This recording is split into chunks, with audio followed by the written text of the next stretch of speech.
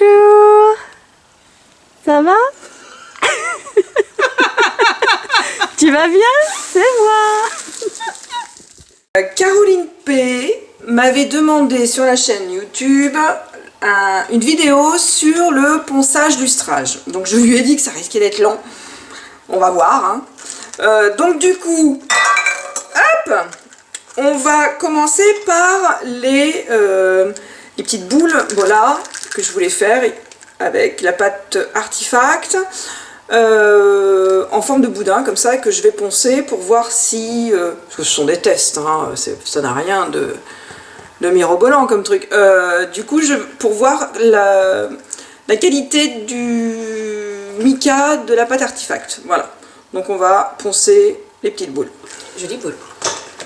Oui. Moi, mes pièces viennent de sortir du four, donc je vais laisser Solange commencer, parce qu'avec toi, il faudra que tu utilises des grains qu'on va vous montrer. Parce que moi, je fais ponçage à la main, tu vois. Moi, à la main. Voilà. Je vous dirai pas ce que Solange a dit juste avant. Je coupe.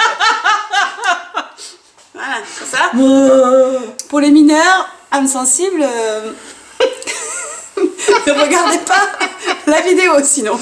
On va mettre un carré blanc hein, en bas, c'est pas pour les gens de moins de 10 ans, même Tu 18. Tu diras à Eric de faire un moins de 18. C'est ça. Bon alors du coup, le ponçage lustrage. Alors, on va vous montrer ça un peu plus C'est parti. précisément. On utilise de l'eau et une goutte de savon. Bon, ça c'est connu, tout le monde le sait, sauf que moi, en général, je mets non pas de l'eau froide, parce que c'est encore une utilité différente, l'eau froide. Moi, je vais mettre de l'eau tiède. On attend que l'eau tiède arrive. Voilà, c'est bon. Donc, moi, je mets de l'eau tiède parce que du coup, ça a tendance à très légèrement ramollir la pâte et ça permet de ne pas poncer trop fort. Du coup, puisque la pâte est légèrement chauffée. Et comme ça, les pièces sont moins difficiles, je trouve. Hein. Après, chacun fait comme il veut, hein. C'est toujours pareil. Hein. Voilà, donc eau tiède, n'importe quel savon liquide, vaisselle, hop, une petite chouillette. On remplit. Voilà. Alors, le papier que j'utilise, bien évidemment, vous pouvez le prendre où vous voulez. Il faut que ce soit du papier qui résiste à l'eau. Donc souvent on utilise du papier de carrosserie qu'on peut trouver chez les garagistes ou ce genre de magasin en lien avec les automobiles. Moi je prends chez Polir Malin sur internet, je vous mettrai le lien sous la vidéo. Vous avez des sachets de 3 feuilles de chaque grain, mais ça comprend tous les grains que j'utilise. Et du coup, effectivement, avec les frais de port, etc., c'est un peu cher à l'achat. Je crois même que c'est une vingtaine d'euros, je crois.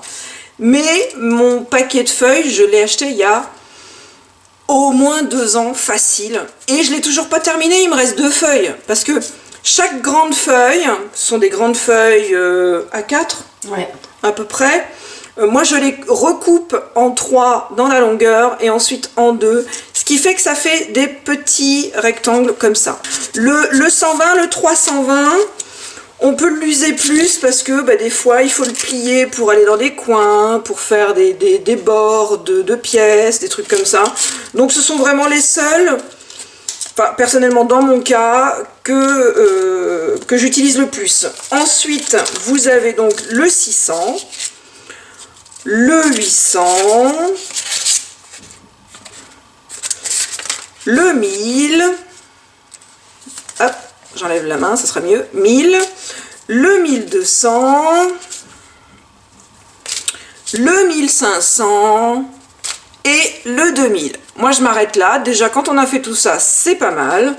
Il y a des créatrices qui continuent après le 2000 et qui font avec ce que l'on appelle des micro-mèches.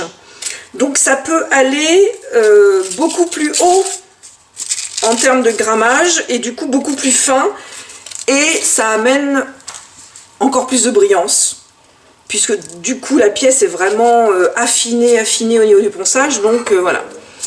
Donc le papier, on le fait tremper. Moi je ne le laisse pas dedans parce que bon, des fois j'ai une tonne de trucs à poncer, donc ça me manquine plus qu'autre chose. Donc je mouille dans ma gamelle comme ça et je le ressors. Voilà, je mets le 120, le 320 à côté parce que c'est pas la même utilité. Du coup, on va prendre laquelle? Allez, je vais prendre celle-ci. Donc je vais mouiller ma pièce comme ça. Je vais prendre le 120. Alors on pourrait très bien commencer par le 600, hein. Ce sont des pâtes métalliques, donc le mica va vite se révéler. Je vais faire au 120, mais délicatement. Donc vous mouillez le papier et la créa. Et alors moi j'ai tendance à prendre mon papier comme ça. Je garde le pouce et l'auriculaire comme ça. Voyez. Du coup ça va faire une surface plate là. Enfin assez plate en tout cas, parce que c'est jamais très plat. Vos doigts sont quand même assez mobiles. Et je vais tout simplement faire des petits ronds avec mon papier, comme ça. Des petits mouvements, mais j'appuie pas. Attention, je n'appuie pas. Vraiment, je viens, comment dire, frôler, enfin... Caresser. Oui, je caresse ma boule. Je sens qu'il va y avoir un carré blanc sur la vidéo. Donc voilà. On fait des mouvements circulaires et je tourne en même temps ma boule, hein, avec l'autre main. Voilà. On mouille un petit peu. On fait dans un autre sens. C'est toujours le même papier que j'ai dans la main là, hein. C'est le 120. C'est pas du tout évident pour ceux qui ne poncent pas forcément leur pièce de savoir quand s'arrêter. Et ben on sait pas. C'est comme on veut en fait. Quelque part c'est ça. C'est on déduit chacun selon son degré de maniaquerie, on va dire, où on va s'arrêter. Donc moi là du coup je dégrossis pas mal avec le 120 parce que comme ce sont des boudins, je vais essayer en fait de poncer jusqu'à ce qu'on ne voit pas l'arrondi du boudin en fait. Je sais pas si c'est très clair ce que je dis là. Alors vous voyez déjà, on peut déjà se rendre compte que comme j'ai poncé là les rainures, et je suis hors cadre, donc forcément là les rayures on les voit encore, et là sur le dessus où j'ai poncé un peu plus fort, ça commence déjà à être moins marqué. Voilà. Là elle est déjà, le 320 est passé là. Donc on voit bien que l'arrondi est bien déjà poncé. Il reste bien sûr encore des creux, mais ça on va régler le problème après en continuant le ponçage. Mais déjà on peut voir que la couleur est assez sympa. Ça c'est la métallique, hein. C'est la métallique, je crois que c'était cuivre...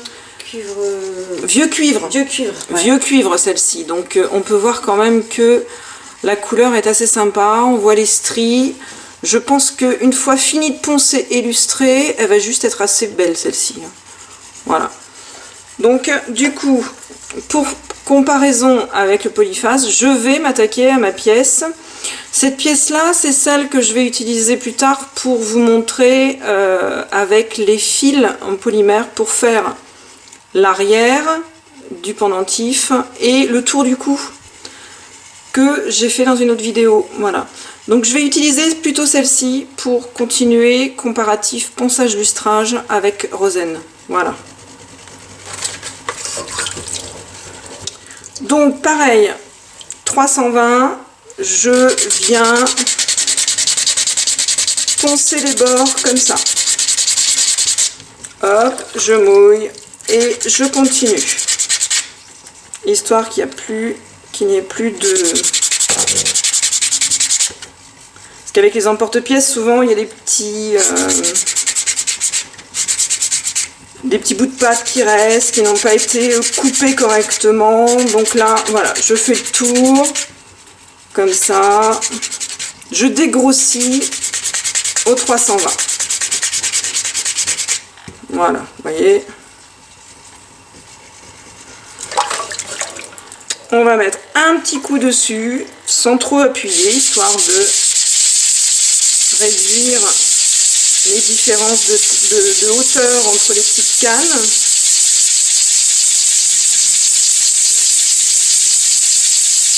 Hop, on tourne. Vous voyez, voilà. Ça, c'est déjà pas mal. Il y a un petit décalage entre le milieu et le côté. Il y a même pas un demi... je pourrais même pas quantifier en hauteur combien il y a. Mais du coup, je vais venir prendre le bord comme ça et je vais faire le bord comme ça, sur le côté, tout simplement.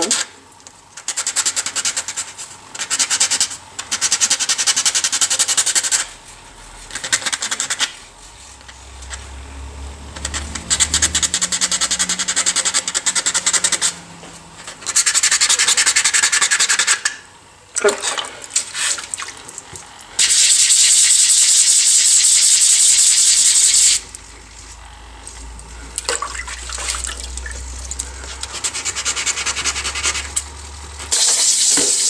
Alors toujours les petits mouvements circulaires et alors souvent des fois quand j'y pense, hein, parce que c'est tellement mécanique que des fois j'y pense pas, je fais un grain dans un sens et par exemple l'autre grain d'après je vais le faire dans l'autre sens, par exemple. Bon, après chacun fait comme il veut, hein. C'est toujours pareil. Je compte 30 secondes, 1 minute, après ça dépend des pièces que j'ai à faire, parce que c'est quand même assez casse-pied le ponçage à la main. J'aime bien avoir les pièces en main, j'aime bien avoir le papier, les doigts sur le papier pour sentir, on sent les rugosités, les machins, les bidules. Moi je me rends compte que je suis comme toi. Donc là, je me rends compte que j'ai pas assez poncé avec le 120. Donc je vais y remettre un petit coup. J'ai dit que j'étais une maniaque, hein.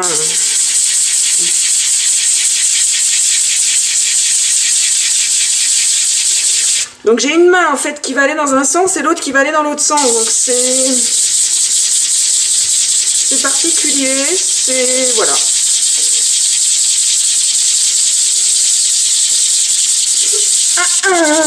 Je tombe plus vite que toi.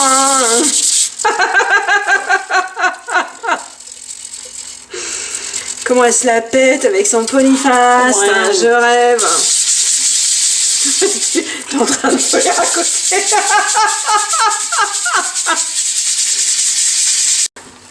Donc bah, tant qu'on n'est pas content du résultat, on continue, hein. Après c'est chacun, je vous ai dit, hein, chacun, vous voyez, là c'est encore mouillé, mais du coup l'espace entre chaque petit morceau de pâte que j'ai mis, on voit encore, il y a un petit creux, il y a un petit, je sais pas comment on peut voir là, voilà, je pense que là on peut le voir, je suis au bon... Voilà, on voit les petits espaces. Donc moi ça m'enquiquine. Alors après, ça peut ne pas enquiquiner quelqu'un d'autre, hein, et on peut s'arrêter là avec le 320 et commencer 600, 800, etc. Alors du coup, forcément, comme je n'ai pas fait ma semelle, j'ai mes deux pièces qui se déboîtent. Mais bon, c'est pas trop grave. Du coup, j'ai fait le 120. Là, je fais un coup de 320. Et déjà, au niveau du toucher, vous pouvez vous rendre compte que la pâte est beaucoup plus lisse, c'est beaucoup plus doux là déjà. Donc là, on a dégrossi et le travail de ponçage va vraiment commencer avec le 600. Et là, pour le coup, il n'y a plus besoin d'y rester 3 ans là-dessus. On fait quelques tours, prenez 30 secondes, 1 minute, ça dépend. Après, hein, vous faites comme vous le sentez.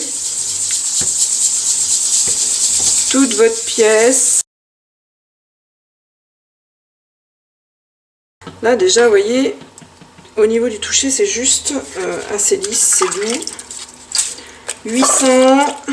Et on continue. Donc comme je vous disais tout à l'heure, on peut faire dans l'autre sens, chaque grain. Un grain dans un sens, un grain dans l'autre. Donc du coup là le 800, je vais le faire dans le sens inverse. Voilà.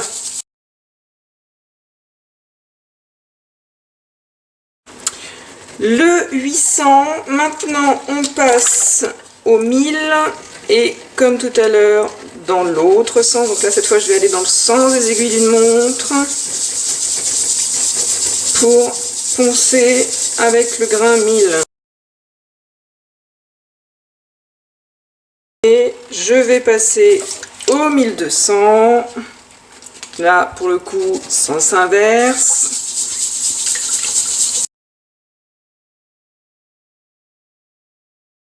Le 1500.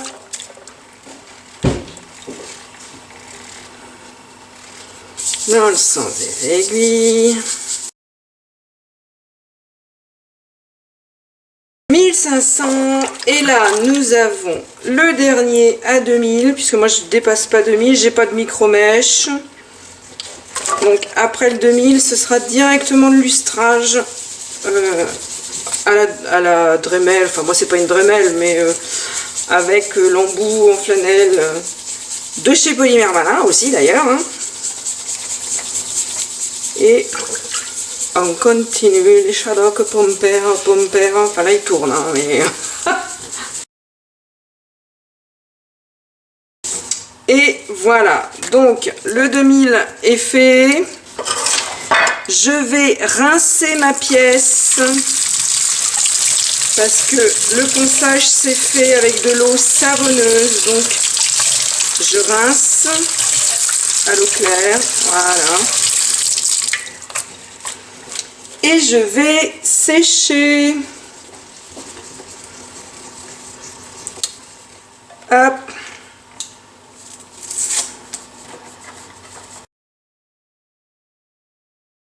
Ça, c'est pas Dremel, c'est GT Power. J'ai acheté chez Polir Malin, donc on appuie sur la petite goupille et on dévisse pour enlever. Donc voilà, bon là il est déjà utilisé depuis quelques temps celui-ci, ça dure longtemps aussi, hein, un embout flanelle, hein. Vous ne l'userez pas en 1 semaine ni 1 mois, pourtant je ponce et je lustre énormément et celui-ci ça fait déjà plusieurs mois que je l'ai, donc vous voyez il est encore viable. Donc voici un embout flanelle neuf. Il est tout blanc, tout joli, on voit que ce sont des couches de tissu superposées les unes aux autres qui sont prises dans un écrou, je sais trop quoi, pour coincer les couches de tissu. Et voici celui que j'utilise actuellement. Et donc on voit bien que le tissu en lui-même, la fibre s'est enlevée et du coup il ne reste que des fils. Les fils comme ça, voilà. Comparé à l'autre, là on voit bien que c'est du tissu, la trame est encore intacte, et là, la trame est partie, il ne reste que les fils transversaux, voilà, et c'est ça que j'utilise pour l'instant. Alors, à savoir que quand vous utilisez l'embout flanelle pour la première fois, ne vous inquiétez pas, vous allez avoir plein de petits fils de ce genre-là, vous voyez. Donc ce sont les fils qui ne sont pas pris dans la trame et qui du coup, voilà, vous allez vite être couvert de fil. Mais ça dure pas longtemps, ce sont les premières utilisations pendant que le tissu se libère un petit peu et perd sa fibre. Voilà. Donc, mais ne soyez pas étonnés si vous êtes couvert de fil blanc, c'est normal. Voilà. Donc, je vais réadapter mon embout. J'appuie sur le petit machin là et je vais commencer à serrer. Voilà, hop, ici. Voilà. Il y a eu un petit clic. Voilà, l'embout est installé. Alors, c'est un outil donc à vitesse variable comme la Dremel. Hein. Si vous avez une Dremel, vous le savez. Là, je vais jusqu'à 6. Il y a 6 là et max là, voilà. J'ai jamais été jusqu'au plus haut. En général, je reste sur les premières vitesses. Ça me permet de maîtriser parce que plus vous avez des pièces petites et plus vous risquez de faire voler vos pièces un peu partout dans la pièce où vous êtes justement. Ce qui m'est déjà arrivé, j'ai perdu des tout petits cabochons que j'avais fait et je les ai jamais retrouvés. Vous allez vous dire, bah quand même, elle a jamais retrouvé ces petites pièces. Eh ben oui, c'est tellement petit que ça se fourre n'importe où et on ne sait pas où les retrouver. Voilà, donc la Dremel est allumée. Je vais tenir ma pièce et je vais venir effleurer comme ça. J'appuie pas. Hein. Donc du coup, comme je n'ai pas voulu faire ma semelle avant de polir et de lustrer, enfin de poncer et de lustrer, du coup mes deux pièces se sont séparées. Donc je vais continuer avec juste la pièce centrale, parce que c'est quand même celle-ci qui m'intéresse le plus.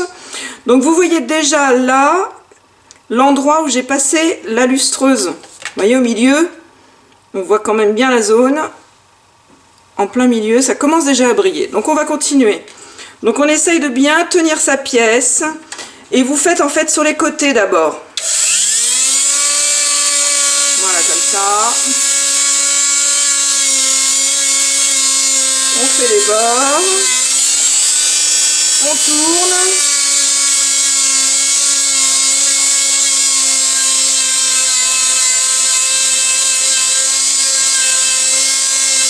Hop. Et on continue.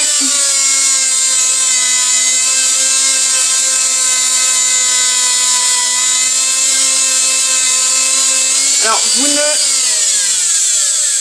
j'ai pas fini encore, mais juste pour vous dire que vous ne craignez rien si vos doigts touchent. Bon, il faut pas aller jusqu'à la pièce métallique qui est au milieu, mais si vos doigts touchent la flanelle, vous ne risquez rien. Vous n'allez pas être brûlé au 4e degré, vous n'allez pas perdre un doigt. Faut juste faire gaffe, mais voilà. Donc, si vous tenez votre pièce comme ça, vous pouvez aller jusqu'au bord du doigt, ça n'a aucun... il n'y aura pas d'incidence, vous ne craignez rien. Voilà, on va continuer.